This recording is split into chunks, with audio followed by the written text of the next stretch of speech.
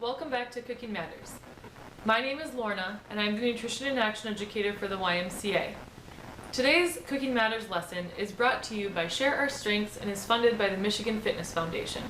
Let's get started. So, if you remember last week, we talked about a whole lot of different topics. This week we're going to build on those topics. We're going to focus on fruits, vegetables, and whole grains. Now let's review real quick. We talked about my plate. Remember, that is the circle that looks like a plate. It's divided in half, with half of the plate being fruits and vegetables, the other half being grains and protein, and then we have our serving of dairy also. Okay? So today we're going to focus on the fruits, the vegetables, and a little bit on the grains as well. So, when you think about fruits and vegetables, what do you think about? What are your favorites? Maybe your favorite fruit is a kiwi, or maybe you really like avocados, or maybe you don't like those things and you really like strawberries. What are the reasons for you liking the foods that you like? Is it because of the taste? Is it because they are brightly colored and they look attractive? Is it because they store for a really long time, you don't have to buy them very often? There's a lot of different reasons that you can like certain fruits and vegetables more than others. We're going to talk about that. What is your actual favorite fruit and what is your actual favorite vegetable? Did you know that different fruits and vegetables have different nutrients? They do different things for your body. Now let's talk about those. So we've got a few different colors that we're going to go over. The first is red. Think of a red fruit or vegetable, maybe a strawberry or watermelon. Those are kind of in the red family. Red fruits and vegetables are good for your memory. They're good for your heart. They decrease your risk of cancer. Okay, so remember that. Those are red fruits and vegetables. Orange and yellow fruits and vegetables might be a lemon, maybe mango, could be a squash, that's a vegetable. Orange and yellow fruits and vegetables are really good for your vision. They're also good for your heart. They're good for your immunity, and they also decrease your risk of certain cancers. Next we have white. White fruits and vegetables. That might be a banana or a potato. Those are both fruits and vegetables that fall into the white category. White fruits and vegetables are also really good for your heart. Next we have green. Green might be asparagus or avocado or a kiwi. Green fruits and vegetables are also good for your vision. They're good for your bones and for your teeth. And they also decrease your risk of cancer. So think about that. So far we have 3 of the 4 color groups that decrease your risk of certain cancers. Next is blue and purple. Blue and purple might be maybe purple grapes or could be an eggplant. Blues and purples are really good for your memory. Alright? They also are good to help you age in a healthy way and decreasing your risk of cancers. So, think about all the different colors that we went over. Huge, huge benefits to your body if you are making sure to eat a variety of colors of fruits and vegetables. Now, remember when I asked you what your favorite fruit and your favorite vegetable is? Let's think on that for a minute. What color was it? And what kind of benefits are you getting from each of them? It's important to keep these things in mind when you're trying to plan a healthy diet. Now let's talk about the different kinds of fruits and vegetables that you can eat.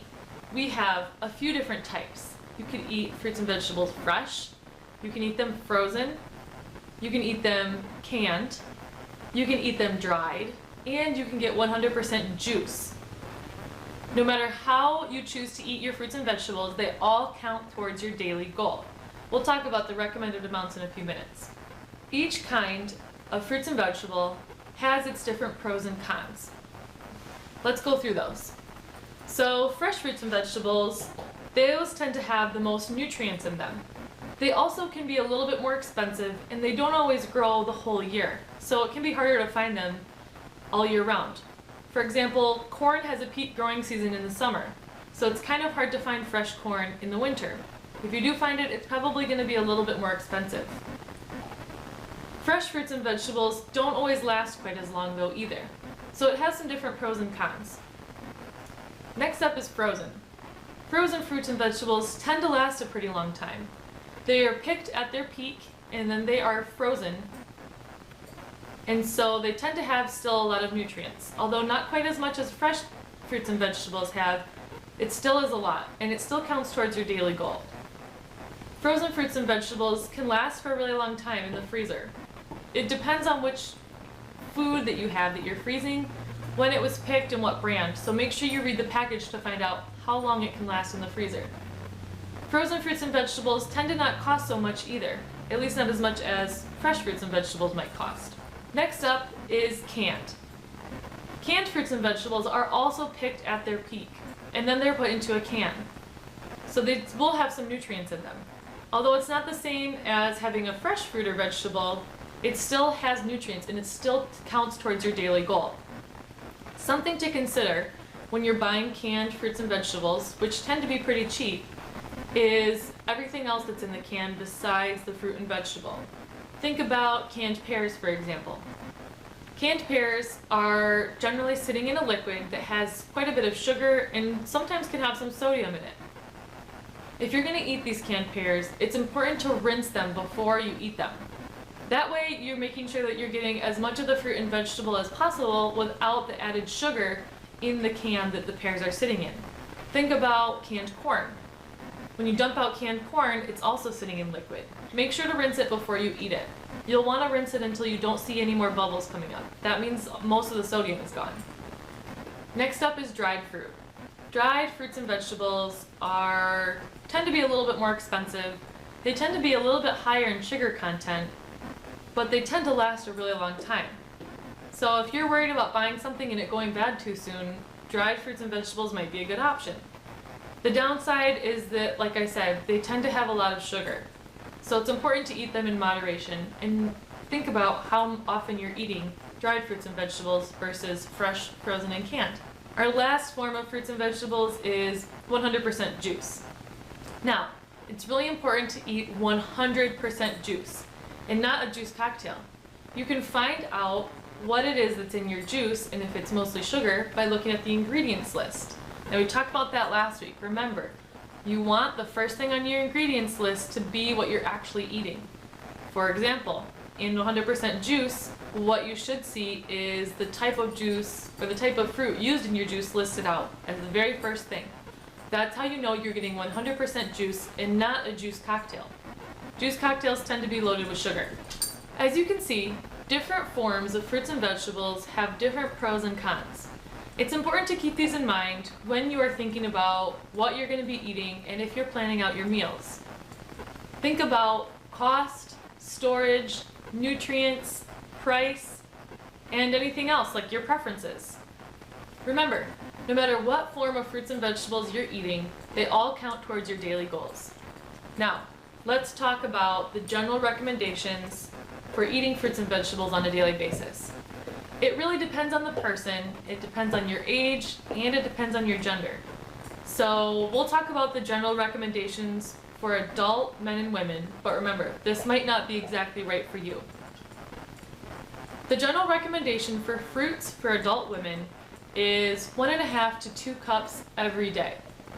The recommendation for vegetables is 2.5 to 3 cups every day. Now, the recommendations for adult men are 2 to 2.5 cups of fruits every day and 3 to 3.5 cups of vegetables every day. Now, think about what it is that you're eating. Do you think that that's how much you're eating fruits and vegetables every day? Are you eating more? Are you eating less? Do you think you meet this goal ever throughout the week or maybe in a month?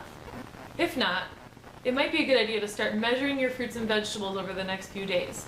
That way, you'll get a better idea of how much you're eating and if you need to increase or decrease the fruits and vegetables that you're eating. Now, fruits and vegetables are important because of all the benefits we discussed that they do for our bodies, but they also have fiber. Fiber helps to keep your digestive system regular. It helps to keep you healthy, and it helps to give you plenty of nutrients and plenty of energy so that you are performing the best that you can be and you're feeling the best that you can be. Fiber helps with your overall health and is related to whole grains, which is the next topic for today. Whole grains are an important part of a healthy diet. You want half of all of the grains that you eat to be whole. Now, what does that mean? Well, remember last week we talked about my plate and I gave a few examples of what grains are. Grains are things like pasta, breads, cakes, like rice and quinoa is also a grain. Now you want half of all your grains to be whole. That means buying whole grain bread, whole grain pasta, quinoa is a whole grain. We're going to talk more about whole grains instead of eating refined grains. You know you're getting a whole grain if you look at the ingredients list and the very first ingredient is a whole grain. It'll have the word whole in it. If it doesn't have the word whole, then it's a refined grain. Or if it's not the very first thing listed, you probably are not getting a whole grain. Now, a whole grain is just that. It's a grain that's whole. A whole grain has 3 parts to it. We won't go into those 3 parts, but when a grain is refined, some of those parts are taken away. They're taken away so that the grain, like bread or cereal, might last longer on the shelf. But because of that, it doesn't have as much nutrients, and therefore it's not as good for you. So that's why it's important to eat a whole grain. Whole grains oftentimes tend to look like more of a brown color, and refined grains tend to look like more of a white color. While that's not the true telltale sign of if a grain is whole or refined, it's a good place to start. The best place to start is going to be the ingredients list, just like we talked about. Make sure you see the word whole grain. Now that we've reviewed today's lesson, let's get going with our recipe. We're going to be making a turkey burger macaroni and a fruit salad to make sure we get all 5 food groups. To begin, let's review all the materials that we'll need. I have a bowl, measuring cups and spoons, a box grater, can opener, knives, plenty of cutting boards, a spatula, a saucepan, a colander, and a skillet. Before I get going with my food, I'll want to make sure that I wash my hands for 20 seconds with warm soapy water.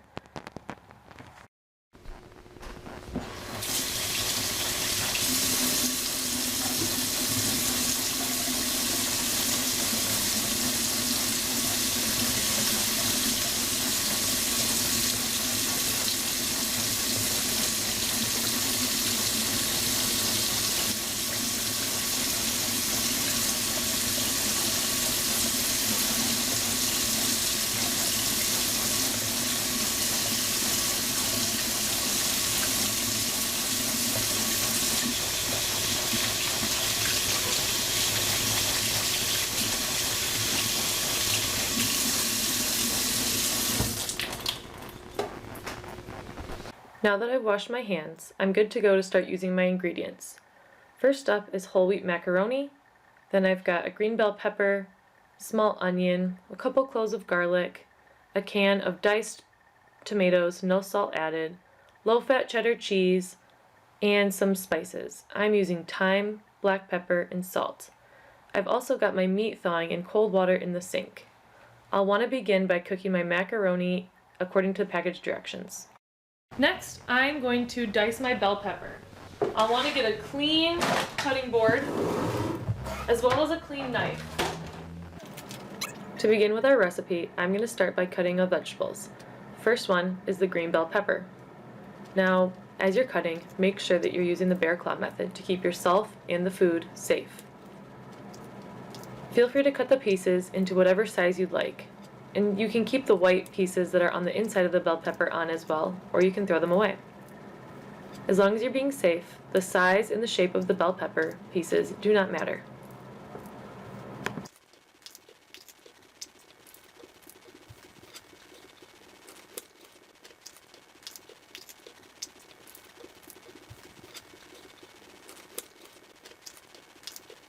Now I can put my bell pepper off to the side until I'm ready to cook it.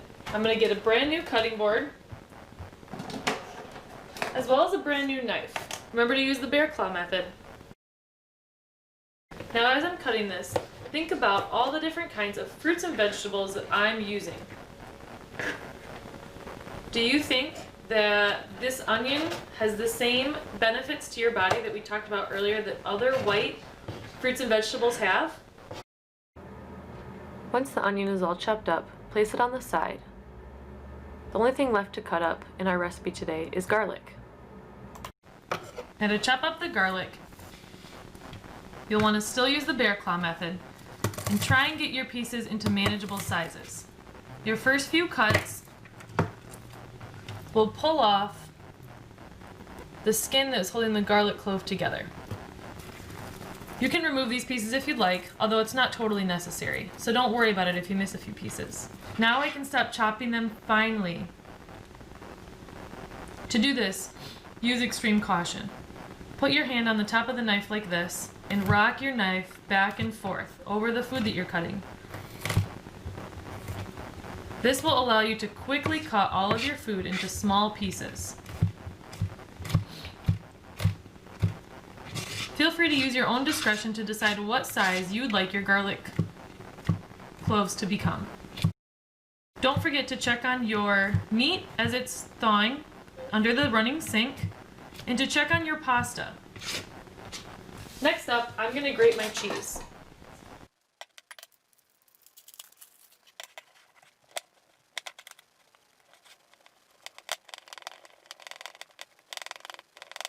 Next, I'm going to rinse and drain my diced tomatoes. Make sure to use caution anytime you're opening a can, as the top of the can has very sharp edges and could very easily cut you. Once your macaroni or pasta is done cooking, we can move on to the rest of the recipe. First, I'm going to want to open up my ground turkey and put it onto a skillet. I'm going to be making my meat separate from the rest of my dish so that this can be a vegetarian-friendly meal. Or you can mix your meat in with the macaroni and the other ingredients once the meat is completely cooked.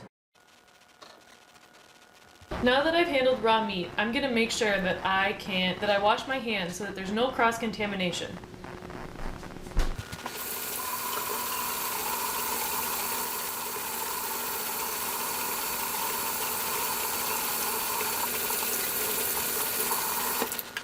Notice how I've also got two different spatulas so that I can make sure that there's no cross-contamination between the meat and the other ingredients.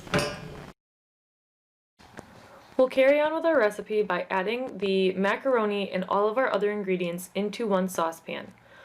Depending on how many servings you're making, you'll want to make sure that you have plenty of room to add all of your ingredients, especially if you have meat in the same skillet. As you can see here, my ingredients are pretty tight all in one skillet. As you can see, I'm going to put the top back on my skillet so that all of my vegetables and my noodles can cook together well. In the meantime, I'm going to make sure my meat cooks well and thoroughly, even though it's still frozen a little bit in the center, before I combine it in with the rest of my food.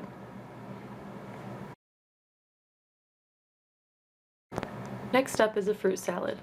Let's review our materials. I've got a large bowl, a spatula to stir the fruit around with, some measuring spoons and cups, a can opener, knives, and a cutting board. Now let's review the ingredients that we have to use in our fruit salad. I've got frozen strawberries, frozen blueberries, frozen mango, fresh bananas, sliced coconut, canned pineapple, fresh kiwi, and fresh mint. Okay, now let's get started with preparing our food. First, I need to wash my hands.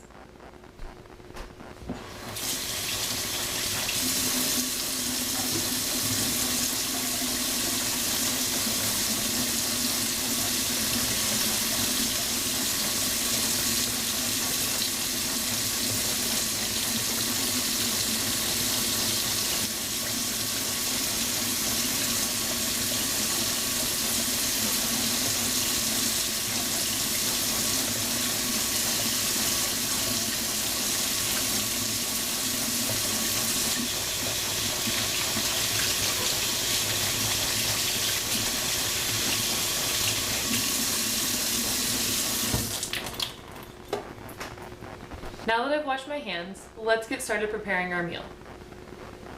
First, I'm going to want to start cutting up some of my fruits. I have to cut up my bananas.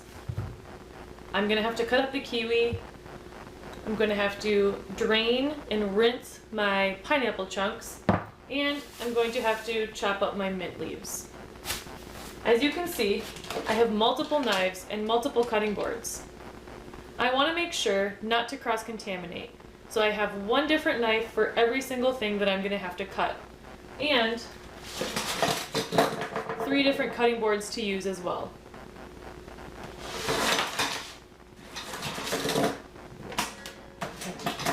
I'll get started by using the green cutting board and my blue knife to cut up my mint leaves. When cutting the mint leaves, it's important to make sure not to use too much of the stem. While this isn't necessarily bad for you, what we're going for with the mint leaves is flavor, which can be found for the most part in the leaves. Remember, when you're cutting, make the bear claw movement with your hand like this. Watch me do it. From here, put all of your leaves into a pile and start cutting in long slices. This will start to make your mint leaves much smaller, and pretty soon they will be in small shredded pieces. Remember to use the bear claw method whenever you're using a knife. You can cut your mint leaves as small or as large as you'd like. This is completely up to your preference. Alright, looks like my mint leaves are ready to go. Next up, let's cut our bananas. I'm going to grab a new cutting board that's clean, and I'm going to begin slicing my bananas. You can slice your bananas any way that you'd like. These can be in circles, they can be at an angle, or any other way that you can think of. I'm going to cut mine into simple circles, making sure to use the bear claw method still so that I don't cut my fingers.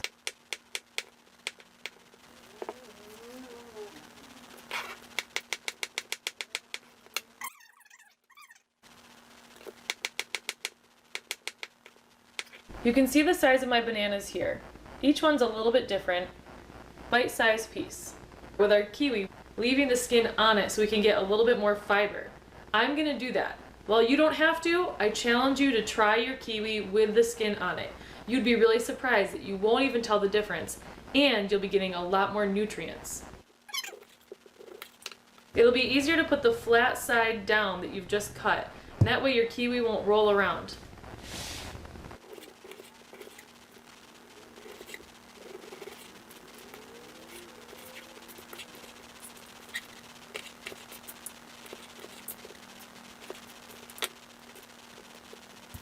Alright, as you can see with my kiwi, I have got a large variety of sizes and shapes, and I've still got my skin on.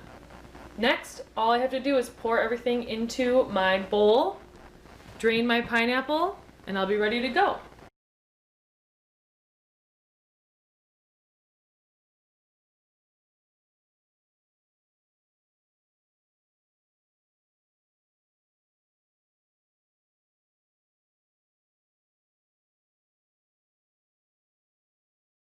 Make sure to use caution when you're using a can opener and when you're opening up your can, as the sharp edges here can cause a lot of damage on your hands and can cause you to bleed. Gently allow all of the juice from your pineapple can to drain into the sink. Then, remove the top of the can. Drain any excess juice that still might be in there. Now I'm ready to cut my pineapple.